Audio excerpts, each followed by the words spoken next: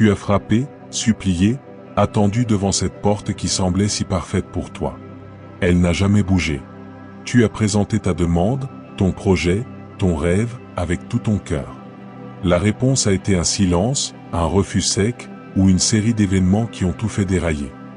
Dans cet instant, tu as cru à un échec, à un rejet définitif, peut-être même à l'abandon de Dieu. Mais si je te disais que ton interprétation était erronée? Et si, en réalité, chaque porte verrouillée, chaque « non » apparent, chaque plan avorté n'était pas un refus de ta personne ou de ton désir, mais le dispositif de sécurité le plus sophistiqué de l'univers, activé pour ton bien? La vérité que nous allons explorer aujourd'hui est libératrice. Pour les élus, ces saisons de blocage absolu, ces périodes où rien ne semble avancer, sont rarement des punitions ou des oublis. Ce sont des phases de préparation silencieuses orchestrées dans la salle de contrôle divine. Pendant que tu te désespérais de ne pas bouger, Dieu te protégeait activement de ce qui t'aurait détruit et te préparait activement pour ce qui va te construire. Si tu as le sentiment d'être dans un couloir d'attente interminable, cette vidéo est ton manuel de décodage.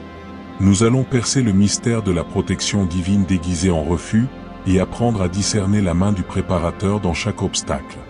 Prépare-toi à changer de perspective sur ton attente. Abonnez-vous à la chaîne pour plus de révélations divines, appuyez sur le bouton like si cette vidéo vous touche, et laissez vos vœux en commentaire pour partager avec la communauté. La première vérité à intégrer est que la temporalité de Dieu est radicalement différente de la nôtre. Nous vivons dans l'immédiateté, évaluant le succès ou l'échec à l'aune de résultats rapides et visibles. Dieu, lui, œuvre dans la dimension du fruit mûr et de l'édifice stable. Sa préparation est donc intrinsèquement lente à nos yeux, car elle vise la solidité éternelle, non l'apparence temporaire. Quand il semble dire non ou attendre à une de tes demandes légitimes, c'est presque toujours parce que son oui implique des éléments qui ne sont pas encore en place. Ces éléments peuvent être en toi, un caractère à forger, une compétence à acquérir, une blessure à guérir qui, si tu obtenais la bénédiction maintenant, la transformerait en poison. Ils peuvent être autour de toi, les personnes clés ne sont pas prêtes, le marché n'est pas réceptif, les circonstances globales ne sont pas alignées. Le blocage est donc un bouclier. Il te maintient dans une zone d'attente qui est en réalité une zone de construction intensive. Chaque jour où tu es bloqué, tu reçois des matériaux invisibles, patience, endurance, sagesse, qui seront les piliers de ton futur. Le défi est de croire à cette œuvre invisible plus qu'à l'évidence du manque visible. C'est le cœur de la foi, être convaincu de ce qu'on ne voit pas. Ton présent semble statique, mais sous la surface, les racines de ton destin poussent profondément. La préparation silencieuse est l'activité la plus stratégique du ciel en ta faveur. L'accepter, c'est passer de la frustration à l'anticipation paisible. Le sentiment d'être bloqué est souvent une illusion d'optique spirituelle. Tu regardes la scène de ta vie et tu vois un acteur immobile sur un plateau vide. Mais si tu pouvais avoir la vue d'ensemble, tu verrais que les décors sont en train d'être changés en coulisses, que les autres acteurs reçoivent leur script, que l'éclairage se règle pour mettre en valeur ton entrée future. Ce que tu interprètes comme de l'inaction est une frénésie d'activité divine. Dieu n'est jamais inactif. Il est toujours à l'œuvre. Son travail le plus profond se fait souvent dans le silence et l'obscurité, loin des regards. Pense à une graine en hiver, elle semble morte, bloquée dans la terre froide. En réalité, elle subit une transformation biochimique essentielle, se fissurant pour laisser la vie émerger au printemps. Ta saison d'hiver spirituelle a la même fonction. Le froid des déceptions, l'obscurité de l'incertitude, le silence des réponses, tout cela travaille à fissurer ta coquille d'autosuffisance pour laisser émerger la dépendance totale à Dieu. Le blocage est donc un environnement de croissance contrainte, nécessaire pour briser nos limites et nous faire atteindre une stature que le confort n'aurait jamais permise. Commence à regarder ta situation actuelle avec ses yeux de foi. Demande à Dieu de te montrer, ne serait-ce qu'un indice, de ce qu'il construit en coulisses. Tu seras étonné de voir comment des coïncidences instructives, des rencontres apparemment fortuites, ou des prises de conscience soudaines viennent confirmer que, oui, un travail de fond est en cours. Tu n'es pas bloqué, tu es en incubation. La protection divine est l'aspect le plus difficile à percevoir, car elle nous prive souvent de ce que nous désirons le plus. Imagine un enfant qui supplie pour avoir un couteau tranchant, le voyant comme un outil brillant et intéressant. Le parent qui dit non et qui range l'objet en hauteur n'est pas cruel, il est protecteur. L'enfant ne comprend pas le danger, il ne voit que le refus. Nous sommes souvent cet enfant avec Dieu. Nous supplions pour une relation, un poste, une opportunité qui brille à nos yeux.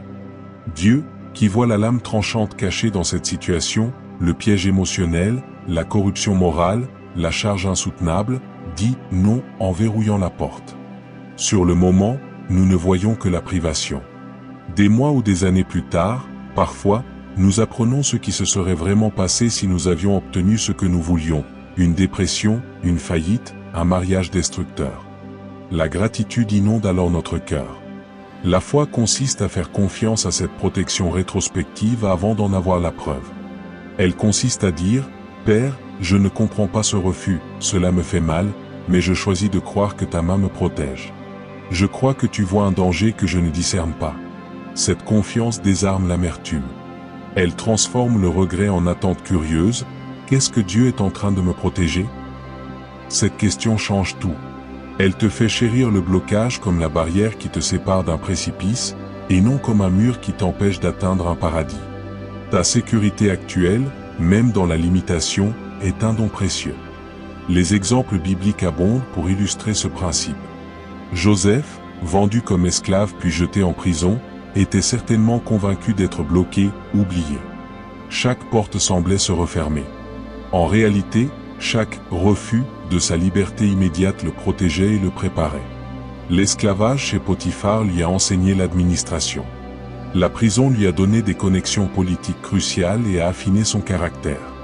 Le refoulement de l'échanson a prolongé son séjour jusqu'à ce que le timing parfait avec Pharaon soit atteint. Chaque « non » était un élément nécessaire du « oui » global qui en a fait le sauveur de nations. Moïse, dans le désert de Madian, gardant des moutons pendant 40 ans, a dû penser que son destin de libérateur était un échec total. En réalité, Dieu le désertait de l'orgueil et de la méthode violente apprise en Égypte. Il le préparait à la patience, à la dépendance et à la connaissance du désert qu'il allait traverser. David, ou un roi, puis pourchassé comme un animal par Saül, était bloqué dans son accession au trône. Cette saison de fuite l'a protégé de monter trop tôt, immature, et lui a forgé un cœur de leader ainsi qu'une bande d'hommes fidèles. Dans chaque cas, le refus apparent était le moule dans lequel le leader était préparé. Ta vie suit peut-être un schéma similaire. Tes échecs, tes attentes, tes portes fermées ne sont pas l'histoire principale, ils sont les chapitres de formation qui donnent tout son poids au chapitre de la manifestation. Étudie ces récits non comme des contes anciens, mais comme des modèles opérationnels de la manière dont Dieu agit encore aujourd'hui. Tu es dans la lignée de ces élus en préparation. La préparation silencieuse opère principalement sur le caractère. Le but de Dieu n'est pas d'abord de te donner des choses, mais de faire de toi une personne. Une personne capable de porter la bénédiction sans en être détruite, de gérer l'influence sans se corrompre, de traverser l'épreuve sans s'effondrer. Cette fabrication d'un caractère semblable à celui de Christ est un travail artisanal, lent et profond. Il se fait dans l'humiliation de l'attente, dans la frustration des désirs contrariés, dans la nécessité de pardonner ceux qui ont causé le blocage. Chaque jour où tu dois choisir la foi plutôt que l'amertume, l'espérance plutôt que le désespoir, l'amour plutôt que le ressentiment, tu sculptes une facette de ton caractère éternel. Les cadeaux de Dieu peuvent être donnés en un instant, le caractère pour les gérer se forge dans la durée. C'est pourquoi les saisons de préparation sont si longues. Dieu n'est pas pressé. Il préfère de loin un serviteur mûr avec un petit ministère, qu'un immature avec une grande plateforme qui finira en scandale. Accepte donc le travail sur ton caractère comme le cadeau le plus précieux de cette période. Prie, Seigneur, forme en moi la patience de Christ, son humilité, sa douceur, sa force. Utilise cette attente pour me rendre plus semblable à toi. Quand ta prière change de l'obtention d'une chose à la formation d'un cœur, tu t'alignes sur le but véritable de la préparation silencieuse. Tu coopères avec le processus au lieu de le subir. Et tu découvres une joie paradoxale au milieu de la privation, la joie d'être transformé. Le silence de Dieu est l'élément le plus déroutant de cette préparation. Tu pries, tu cries, tu cherches des réponses, et tu n'entends que le silence. Ce silence n'est pas l'indifférence. il est pédagogique. Il t'apprend à faire confiance à sa nature plus qu'à sa voix. Il t'apprend à marcher par la foi, pas par la sensation. Un parent qui répond à chaque pleurnicherie de l'enfant par une parole ne l'éduque pas à l'autonomie et à la sécurité intérieure. Parfois, le silence enseigne à se calmer, à chercher en soi les ressources, à se souvenir des promesses passées. Le silence de Dieu te pousse à fouiller dans les Écritures non pour y trouver une réponse magique, mais pour y trouver sa présence. Tu cherches sa voix, et tu trouves son cœur dans les pages. Ce silence est aussi un test de tes motivations. Est-ce que je cherche Dieu pour ce qu'il donne, ou pour ce qu'il est? Si sa voix était constamment audible, suivrions-nous par amour ou par dépendance sensorielle? Le silence purifie notre adoration. Il nous force à dire, même si tu ne me dis rien, même si tu ne fais rien de visible, tu restes mon Dieu, et je t'aime. C'est dans ce creuset que la foi la plus pure naît. Alors, ne redoute plus le silence. Entre dedans. Écoute ce qu'il a à t'apprendre. Peut-être que dans ce silence, tu entendras enfin le battement de ton propre cœur s'aligner sur le sien, et le doux travail de la grâce qui te sculpte sans un bruit. Les déceptions sont les outils de recalibrage les plus efficaces. Tu as cru que cet emploi était pour toi, cette personne était la bonne, cette porte allait s'ouvrir. La déception est amère. Pourtant, chaque déception redirigeait ton énergie et ton espérance. Elle t'empêche de t'investir dans une voie qui n'était pas la tienne. Elle est comme un système de navigation qui dit « recalcul de l'itinéraire » après un virage manqué. La douleur de la déception est réelle, et Dieu ne la minimise pas. Mais son intention est de l'utiliser pour te réorienter vers le chemin optimal, souvent plus étroit et moins évident au premier abord. Sans la déception de la porte A, tu n'aurais jamais considéré la porte B, cachée, qui mène à un pays bien plus vaste. Apprends à traiter les déceptions non comme des échecs définitifs, mais comme des signaux de redirection. Après chaque déception, pose-toi cette question, quelle nouvelle direction cette fermeture m'invite-t-elle à explorer? Qu'est-ce que cela me libère de faire ou d'être maintenant? Cette approche proactive transforme l'énergie du regret en carburant pour l'exploration. Elle fait de toi un partenaire actif avec Dieu dans le processus de préparation. Tu ne subis plus les déceptions, tu les décortiques pour en extraire la sagesse. Et tu découvres que ce que tu appelais un refus était en réalité un détour nécessaire pour éviter un chemin sans issue et t'amener sur ton autoroute de destinée. L'isolement qui accompagne souvent le blocage est une serre spirituelle. Quand tout semble bloqué, tu peux te sentir seul, incompris, coupé du mouvement de la vie des autres. Cet isolement n'est pas une malédiction. C'est une serre où Dieu fait pousser des plantes rares qui ne pourraient pas survivre dans le vent et le froid des opinions extérieures. Dans la serre, la température est contrôlée, l'arrosage est précis, la lumière est filtrée. L'isolement forcé te retire des distractions sociales, des influences négatives, de la pression de conformité. Il te met face à toi-même et face à Dieu. C'est un lieu de confrontation salutaire et d'intimité accrue. Beaucoup de tes plus grandes révélations, de tes idées les plus créatives, de tes décisions les plus profondes naîtront dans cette serre d'isolement. Ne cherche pas à en sortir à tout prix par n'importe quel moyen. Utilise ce temps. Profite de cette relative tranquillité pour lire, réfléchir, créer, prier profondément. L'isolement est un accélérateur de maturation spirituelle. Il te permet d'entendre des murmures divins que le bruit du monde couvrirait. Il te permet de développer une identité qui ne dépend pas du regard des autres, mais de ton statut d'enfant de Dieu. Quand tu sortiras de cette serre, tu seras une plante forte, enracinée, prête à être transplantée dans le grand jardin de ton destin, capable de résister aux intempéries et de porter un fruit abondant et durable. Le développement des compétences cachées est un projet parallèle de la préparation. Pendant que tu focalisais sur la porte fermée, Dieu t'entraînait à autre chose. Il développait en toi des compétences que tu n'avais pas prévues, la capacité à écouter, à analyser calmement, à créer avec peu de moyens, à persévérer dans des tâches ingrates, à gérer la déception, à encourager les autres malgré ta propre peine. Ces compétences sont les outils que tu utiliseras dans ta prochaine saison. Souvent, la bénédiction à venir exigera un ensemble de talents très spécifiques que tu ne pouvais acquérir que dans la contrainte de l'attente. Un musicien aiguise son oreille dans le silence. Un stratège apprend la patience en observant. Un leader apprend la compassion en souffrant. Regarde ta saison actuelle avec cet œil, quelles compétences pratiques, relationnelle, émotionnelle ou spirituelle es-tu en train d'acquérir malgré toi? Même la corvée la plus répétitive peut enseigner la discipline. Un conflit relationnel peut enseigner la communication non violente. Un échec financier peut enseigner la gestion. Ressens ces apprentissages. Ils sont ton capital pour l'avenir. Dieu ne gaspille rien.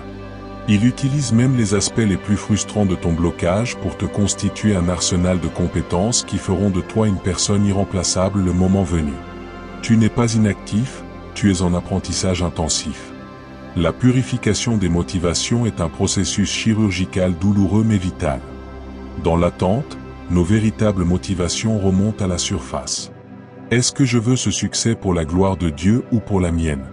Est-ce que je veux cette relation pour aimer ou pour être aimé? Est-ce que je veux ce ministère pour servir ou pour être reconnu?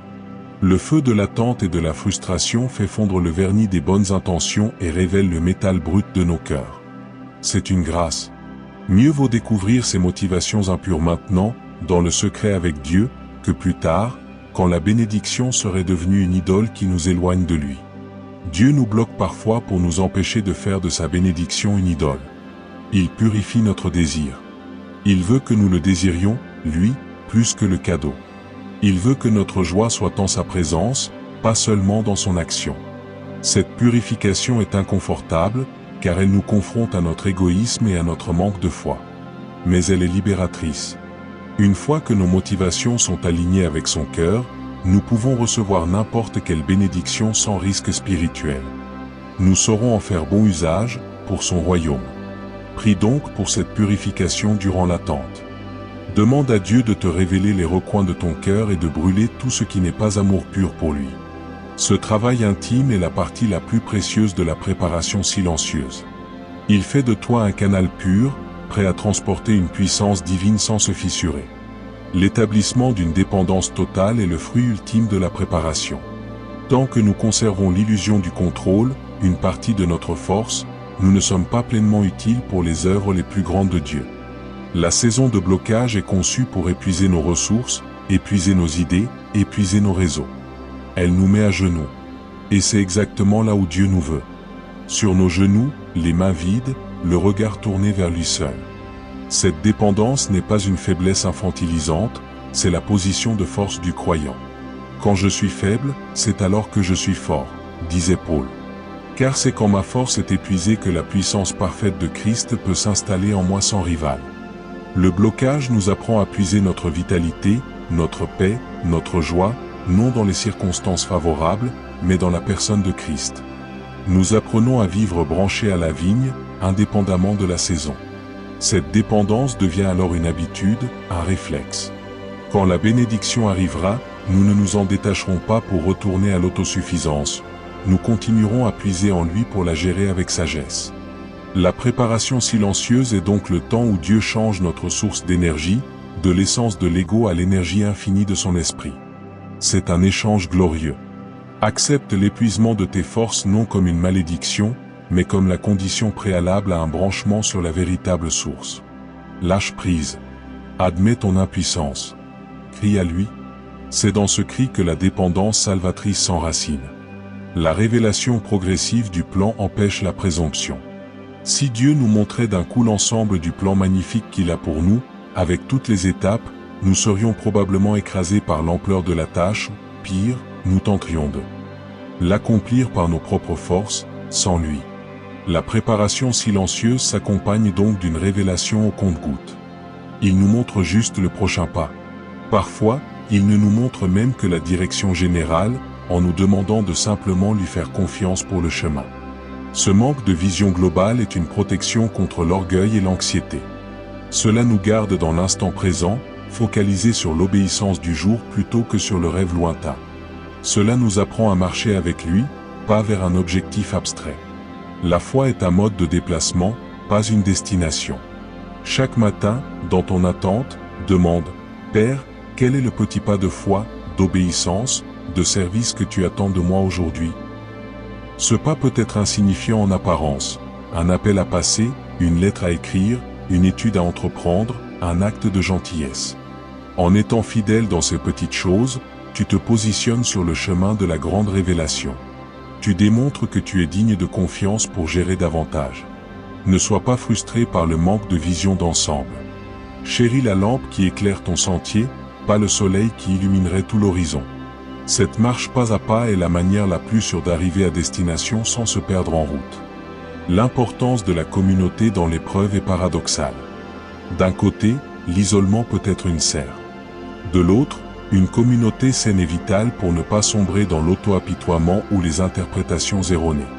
Trouve un ou deux compagnons spirituels mûrs, des personnes qui ne te donneront pas seulement des clichés, prie plus, mais qui sauront t'écouter, prier avec discernement pour toi, et parfois te donner une parole de correction ou d'encouragement prophétique.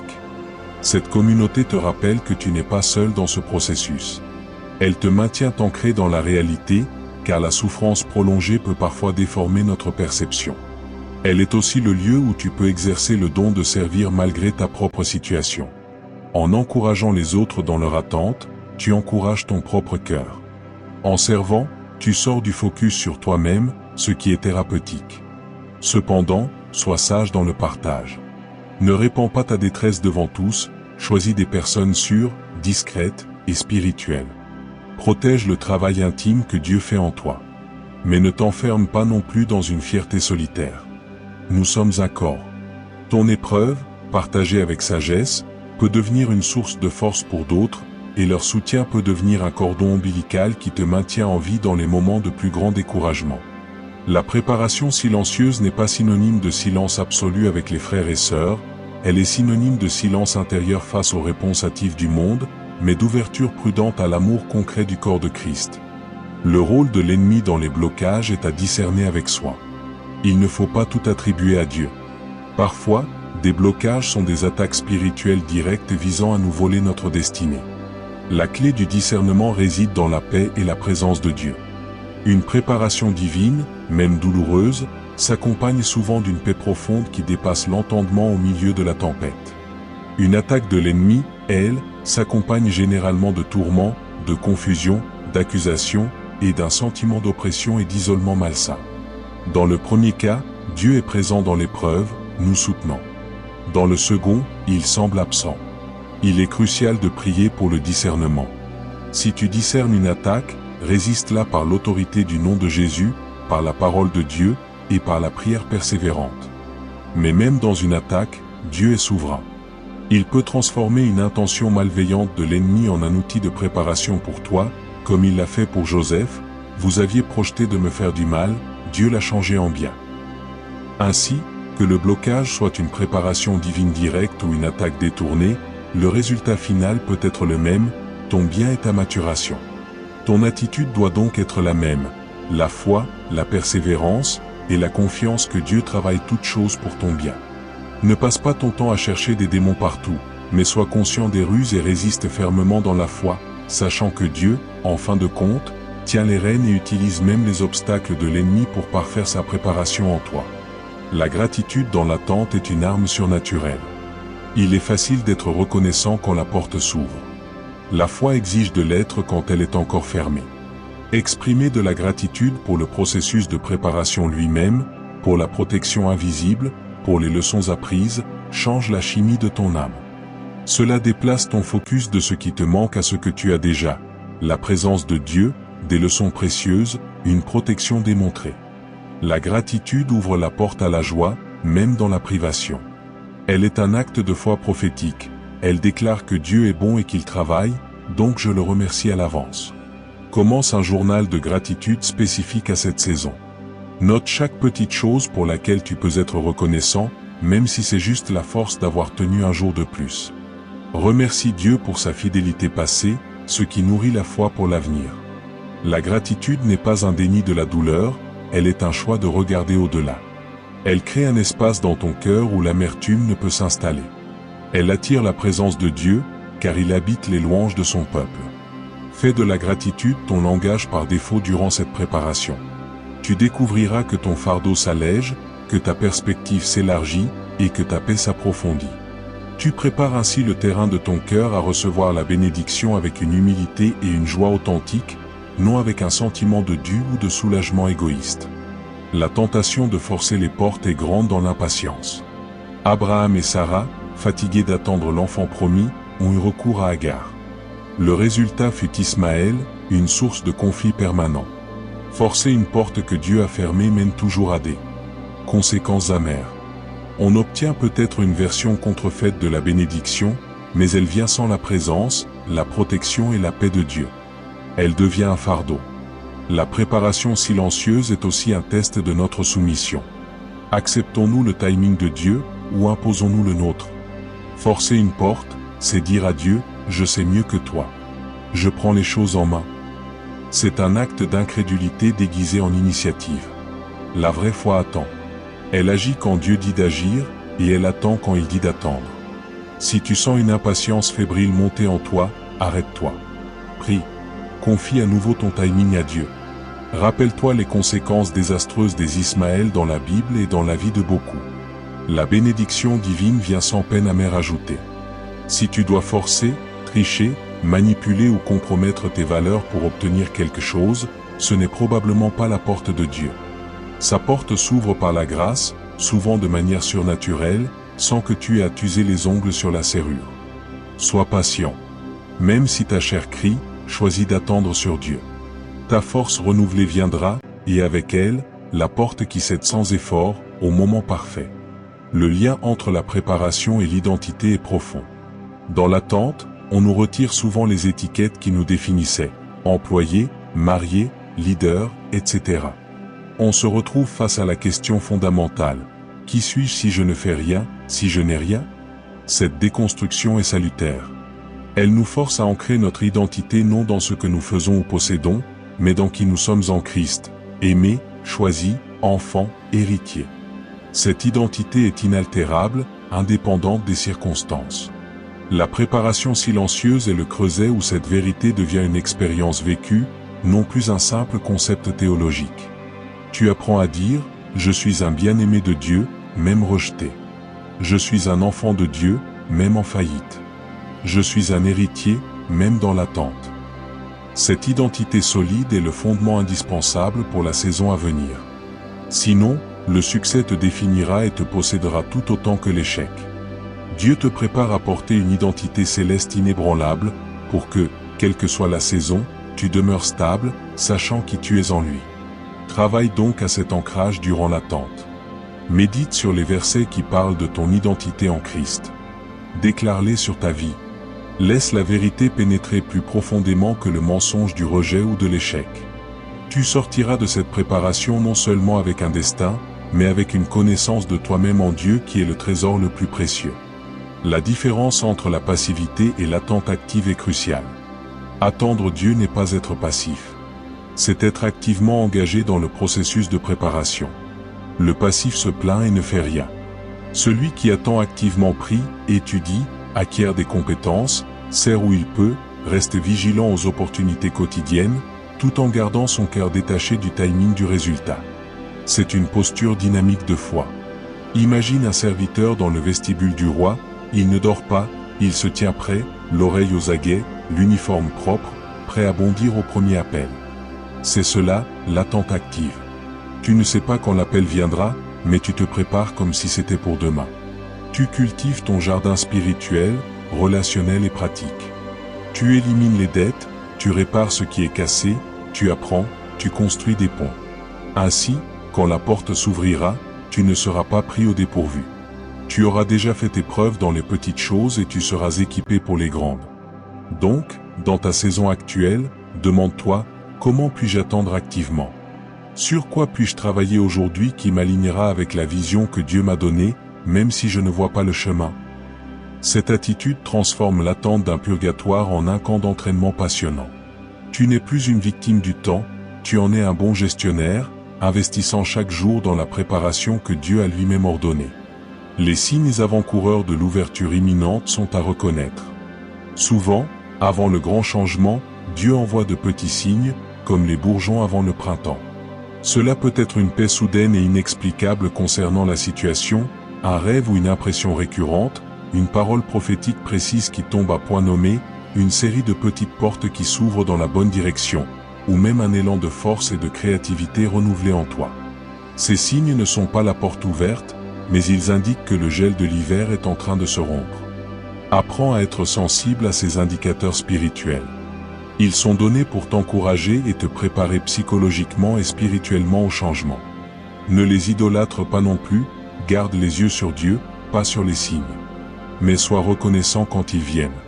Ils sont la manière douce de Dieu de te dire, tiens bon, c'est bientôt. Je suis à l'œuvre. Si tu en reçois, note-les. Remercie Dieu, et prépare-toi intérieurement à bouger. Ces signes t'aident à passer de la résignation à l'attente expectante. Ils ravivent la flamme de l'espérance. Cependant, ne fixe pas de date. Dieu reste souverain sur le timing. Mais sois assuré que quand il commence à montrer des signes, le processus est en phase terminale. Ta préparation silencieuse touche à sa fin, et l'action est sur le point de commencer. La gestion de la transition sera le prochain défi. L'ouverture de la porte et la sortie de la saison de préparation ne sont pas sans défi. Il faut quitter la familiarité de l'attente, même inconfortable. Il faut s'adapter à un nouveau rythme, à de nouvelles responsabilités, à une nouvelle visibilité. La transition peut être déstabilisante. C'est pourquoi Dieu prépare aussi pendant la préparation à la transition. Il t'apprend la flexibilité, la résilience, la dépendance continue. Quand le changement viendra, rappelle-toi de ne pas laisser la nouvelle activité étouffer la relation intime que tu as cultivée dans le secret. Emmène avec toi dans la nouvelle saison les disciplines spirituelles, l'humilité et la sensibilité acquises dans l'attente. Ne deviens pas un ancien en attente orgueilleux, mais un nouveau protagoniste humble, conscient que tout est grâce. La préparation silencieuse t'aura appris que sans lui, tu ne peux rien faire. Cette leçon est à garder précieusement dans la réussite. Ainsi, la bénédiction ne te détruira pas, mais te permettra de fleurir pleinement et de porter du fruit qui demeure. La transition est donc une nouvelle étape du voyage, pas l'arrivée. Continue à marcher avec la même dépendance, le même émerveillement, la même gratitude. Et souviens-toi de tendre la main à ceux qui sont encore dans la saison que tu viens de quitter. Ton témoignage devient alors leur espoir. Le témoignage de la préparation est ton arme pour les autres. Quand tu sortiras enfin de cette saison, tu auras une histoire puissante à raconter. Pas seulement l'histoire de la bénédiction reçue, mais l'histoire de la préparation silencieuse. Comment Dieu t'a protégé, enseigné, transformé dans l'ombre. Ce témoignage est plus précieux que celui du miracle seul, car il parle à ceux qui sont encore dans le processus. Il leur donne des repères, de l'espérance, des clés de discernement. Sois fidèle à le partager. Raconte les détours, les doutes, les petites victoires intérieures, les signes, et enfin l'ouverture. En partageant, tu accomplis un cycle, tu glorifies Dieu pour tout le processus, pas seulement pour le résultat. Tu démontres qu'il est un Dieu qui prépare avec amour, pas un distributeur automatique de bénédictions. Ton histoire deviendra une carte routière pour d'autres élus en préparation. Elle validera leur expérience et les empêchera d'abandonner. Ainsi, ta saison difficile prend une valeur éternelle, bien au-delà de ton bénéfice personnel. Elle entre dans la grande narration de la fidélité de Dieu envers sa famille. Ne la garde pas pour toi. Offre-la comme un cadeau d'encouragement. Et prépare-toi à entendre beaucoup dire, ton histoire, c'est mon histoire. Merci de m'avoir donné l'espoir de tenir encore un peu. La préparation silencieuse est finalement une preuve d'amour suprême. Un père qui n'aime pas son enfant lui donne tout de suite, quitte à le rendre faible et dépendant des choses. Un père qui aime prépare son enfant à la vie, ce qui implique des frustrations, des attentes, des leçons parfois difficiles. Dieu t'aime trop pour te donner ta destinée avant que tu sois prêt. Il t'aime trop pour te laisser entrer dans une relation, un travail, un ministère qui te détruirait à cause de ton immaturité. Chaque non, chaque délai, est un mot d'amour dans une lettre que tu ne peux pas encore lire entièrement. Quand tu auras la lettre complète, tu verras que chaque mot difficile était nécessaire pour construire la phrase magnifique de ta vie. Aujourd'hui, choisis de croire à cet amour. Choisis d'interpréter le blocage non comme un rejet, mais comme la preuve que tu es un projet de grande valeur aux yeux de Dieu, qui mérite tout le temps et l'effort nécessaire. Tu n'es pas oublié. Tu es chéri. Tu n'es pas puni. Tu es préparé. Tu n'es pas bloqué. Tu es protégé. Cette vérité, si tu la saisis, peut transformer ton aujourd'hui. Elle peut changer tes larmes en eau d'arrosage pour la graine de ton avenir. Elle peut changer ton désespoir en attente confiante. Elle peut changer ta plainte en louange pour le préparateur silencieux qui, dans son atelier céleste, est en train de te sculpter en un chef-d'œuvre capable de refléter sa gloire pour l'éternité. Nous avons parcouru ensemble les coulisses de la préparation silencieuse. Tu sais maintenant que ce mur devant toi n'est pas une fin, mais un bouclier. Tu comprends que ce refus était en réalité une redirection amoureuse. Tu as découvert que chaque jour d'attente est un jour d'apprentissage intensif, de forgeage de caractère, d'acquisition de compétences et d'ancrage de ton identité en Christ. Tu n'es pas victime d'un retard, tu es l'objet d'une attention divine méticuleuse. Ton sentiment d'être bloqué était l'illusion, la réalité était et reste ta protection active. Alors, redresse la tête. Cesse de lutter contre le temps. Embrasse-le comme l'allié de ton destin. Continue à être fidèle dans les petites choses, à louer dans l'obscurité, à servir malgré l'inconfort. La saison de manifestation approche. Les gonds de ta porte spécifique commencent à grincer. Tiens-toi prêt. Et maintenant, permettez-moi de prier pour vous, chers élus en préparation. Père Céleste, Dieu de toute sagesse et de tout amour, je t'élève ton nom pour ton plan parfait. Merci pour chaque personne qui écoute ces mots et qui se reconnaît dans cette saison de préparation silencieuse. Je te prie du fond du cœur, donne-leur une révélation fraîche et puissante de ton amour protecteur. Qu'ils sentent ton étreinte dans leur solitude, ta paix dans leur frustration. Affermis leur foi. Donne-leur la grâce de voir leur présent avec tes yeux, comme un atelier sacré et non comme une prison. Développe en eux la patience de Christ, son endurance, sa douce force. Protège leur cœur de l'amertume, du découragement et de la tentation de forcer les portes. Donne-leur des compagnons fidèles pour le voyage et des signes encourageants de ton activité. Quand le moment sera venu, donne-leur un courage surnaturel pour franchir le seuil. Bénis abondamment la saison qui vient, et fais que tout le fruit de cette préparation silencieuse éclate au grand jour pour ta gloire et pour le bien de beaucoup. Garde-les dans ta paix, qui surpasse toute intelligence. Au nom puissant de Jésus, Amen. Et maintenant, c'est à vous de jouer.